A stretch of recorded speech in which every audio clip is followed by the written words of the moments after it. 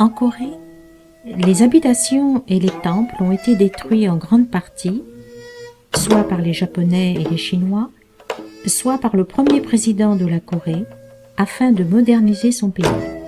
L'ancien est donc souvent reconstruit et neuf.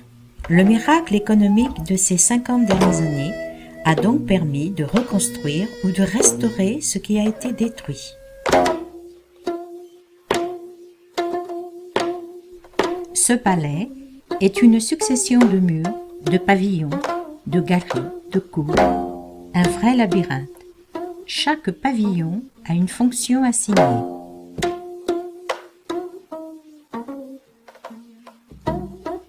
Pagode offerte par l'empereur mongol en 1348 au roi coréen qui avait dû épouser sa fille.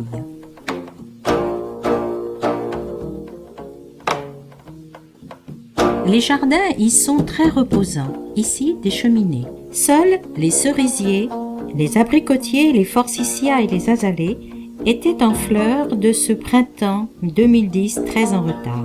Les Coréens ont planté beaucoup d'abricotiers afin de les distinguer des fameux cerisiers japonais.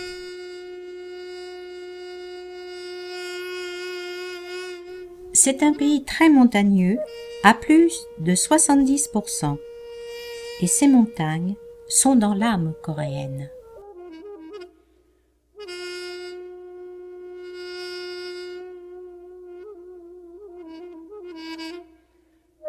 Les statuettes sur les toits représentent les esprits protecteurs.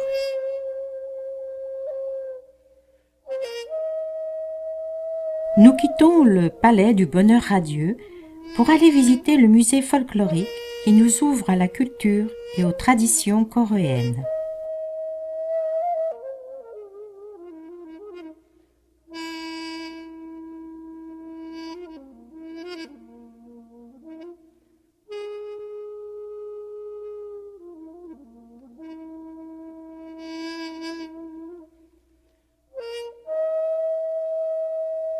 Regard sur le contraste coréen entre son histoire et la modernité.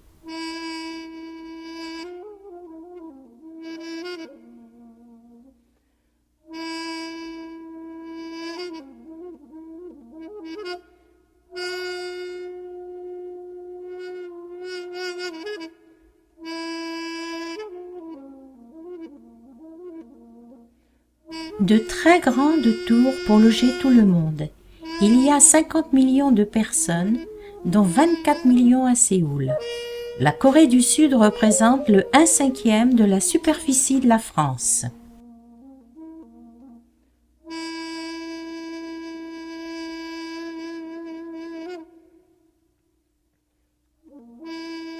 Leur réseau de fils électriques est quelque chose d'incroyable dans tout le pays.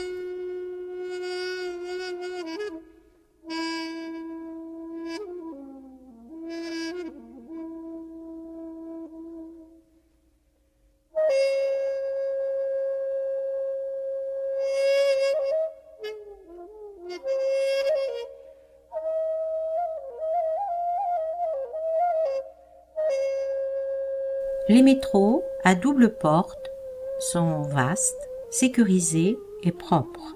Les villes en Corée sont très propres, sans tag, grâce aux petits métiers, et apparemment sécurisées même la nuit. Les animaux à l'entrée du palais sont là pour chasser les vilains. Chaque fois qu'un palais brûlait, les rois allaient dans un autre palais.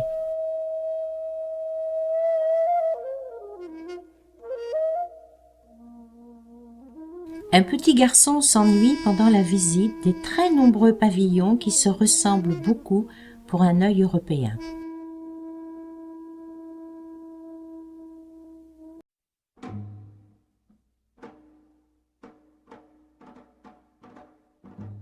Promenade très agréable dans le jardin secret, qui était l'endroit des plaisirs privés de la famille royale. C'est ici que se passait le concours de poésie pour devenir fonctionnaire ou mandarin.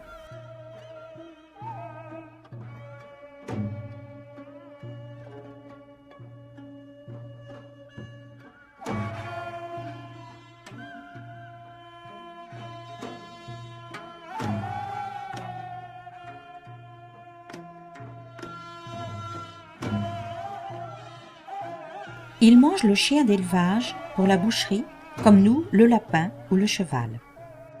Mais ils aiment les chiens de compagnie qui sont de vrais petits rois dans la rue.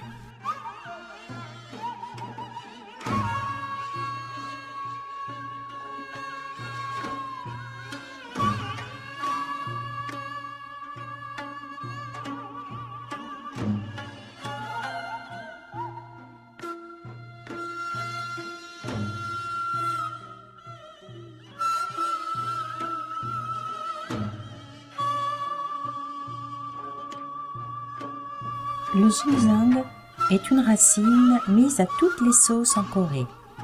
Gâteaux, bonbons. Sa culture est très difficile et demande beaucoup de soins. La Corée est faite de montagnes et dès qu'il y a du plat, une vallée, elle est prise par l'agriculture.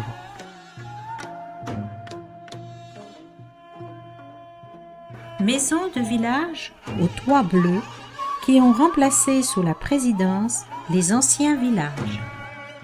Le musée national est immense et très beau. Il a 6 étages. Il rassemble de superbes pièces des royaumes de jadis. Nous le faisons au pas de charge, selon la mode, me semble-t-il, coréenne.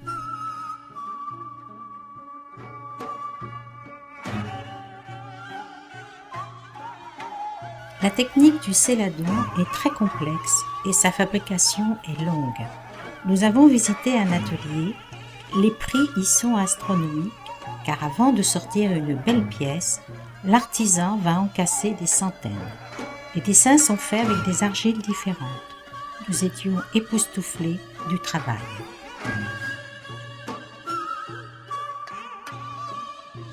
Le touriste se contente des imitations de cette belle porcelaine aux couleurs bleu-vert.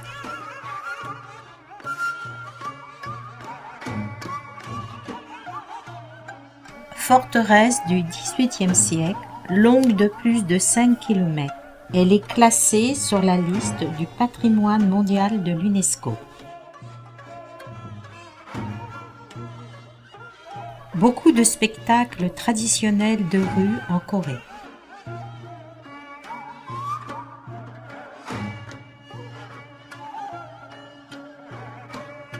Le village folklorique est reconstruit à l'identique. Il nous montre comment y vivaient les différentes classes sociales. Toit de chaume pour les pauvres et les paysans.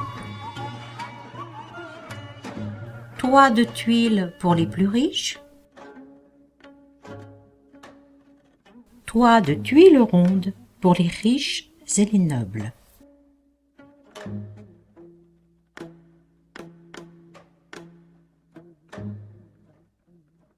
Les fours intérieurs permettaient de chauffer par le sol toute la maison.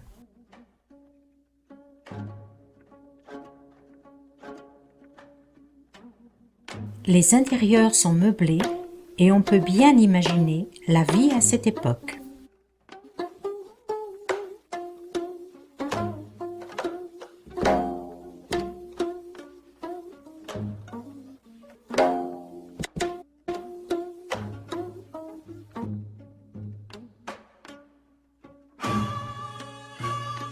Une cabane de jardin et un four extérieur.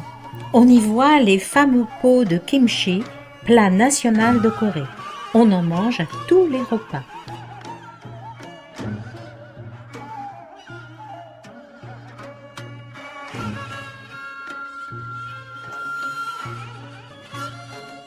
Nous y voyons aussi la maison du gouverneur avec ses prisons et sa cour de torture.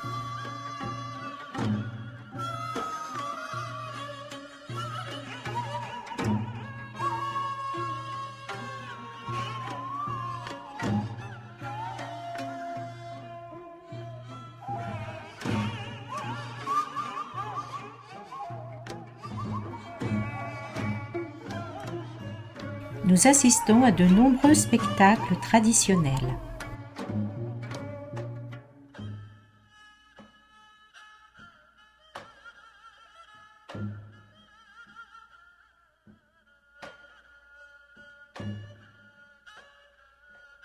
Il fait mauvais temps et la neige s'annonce. Les lampions commencent à s'installer dans la cour pour la fête de l'anniversaire du Bouddha. Un immense Bouddha haut de 33 mètres. Nous avons assisté dans le temple à une cérémonie bouddhique avec percussion, ce que nous entendons actuellement.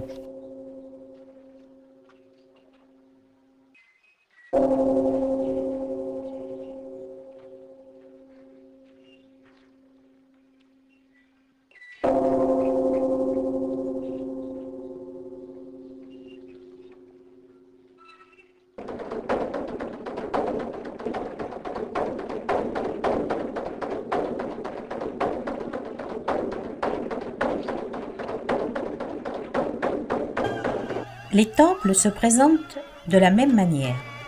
Une montagne à gravir, un ruisseau qui coule, des pierres, des pins. 3 portes symboliques à franchir, c'est le chemin de l'éveil. Celle où nous laissons notre ego, celle de l'entrée dans le monde spirituel avec les gardiens du monde céleste, et enfin celle de l'entrée dans le monde de Bouddha, porte de la non-dualité. Nous découvrons alors les différentes cours et pavillons des temples.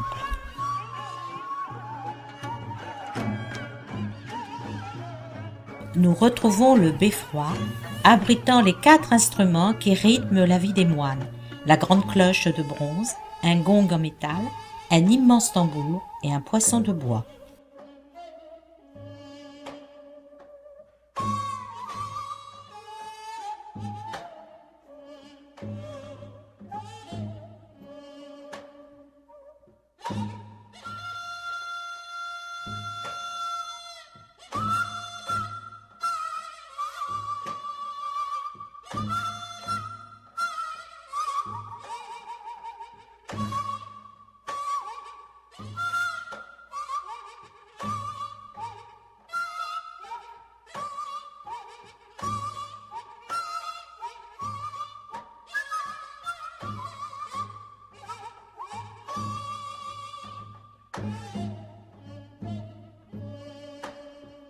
Le Tripitaka Koreana, héritage mondial par l'UNESCO, ce sont 81 340 blocs gravés sur bois des textes bouddhiques vers le XIe siècle. Nous quittons le temple, eau miraculeuse à volonté. La nourriture n'y est pas grasse, elle est très relevée, soupe, petits plats de légumes variés, grillades de viande ou poisson faites sur la table, tout est servi en même temps. Des dizaines de petits plats que l'on picore en commun. Seule la coupelle de riz reste individuelle.